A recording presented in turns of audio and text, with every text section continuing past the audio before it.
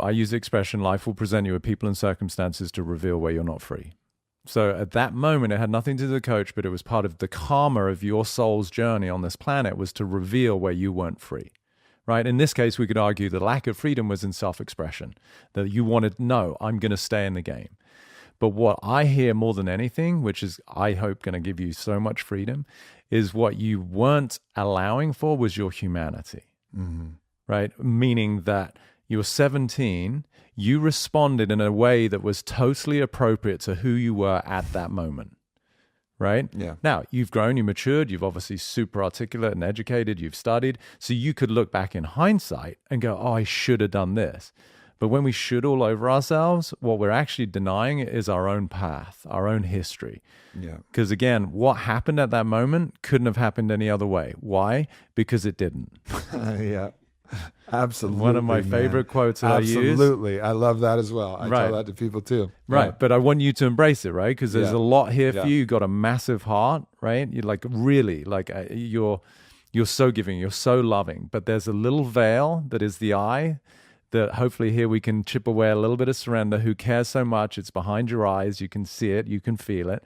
That is a kid who felt that it was incumbent upon him to not let people down. And that's way too much pressure for any human being to carry. And it is the obstacle to you actually sharing the immense amount of love that you have, that you know you have. It keeps you up at night. It creates anxiety. And it is an obstacle to you truly being free and having an even bigger impact than you currently do, right? So if we look at that 17-year-old, do you have kids? No. No. But I know you'd be an exquisite father, right? And what I mean is if that kid came home and you'd witnessed that because you were in the stands and you saw what happened, maybe as a dad, you would have been frustrated. But what would have been your real response to your son? This is beautiful. Thank you for letting me go here with you. What would you have, as a father, what would have been the energetics you would have brought to that kid? If you were to put it in one or two words.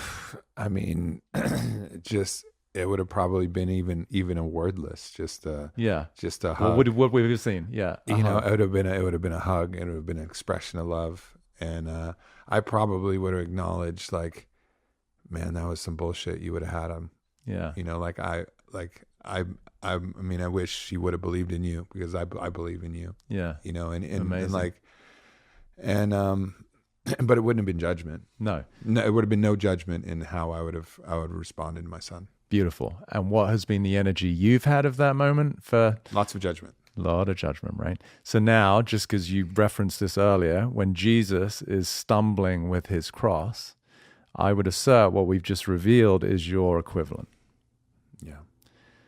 So the only difference is, and you articulated it beautifully, is Jesus was okay with it because he was loving of his humanity. Mm-hmm. And here's a 17-year-old kid who I could just see bust his ass, gives his all, way beyond what is expected because he cares so much and he carries so much weight of responsibility because he's an athlete, he's talented, maybe the MVP. And that's a lot of weight. But what you didn't make space for was the fact that you're also human and you're 17. Yeah. And there's 190 people right now who are probably listening in tears because they love you in the face of you not always being the all-star. Yeah. Yeah, man, that's it. I mean, I think that's the crux of it.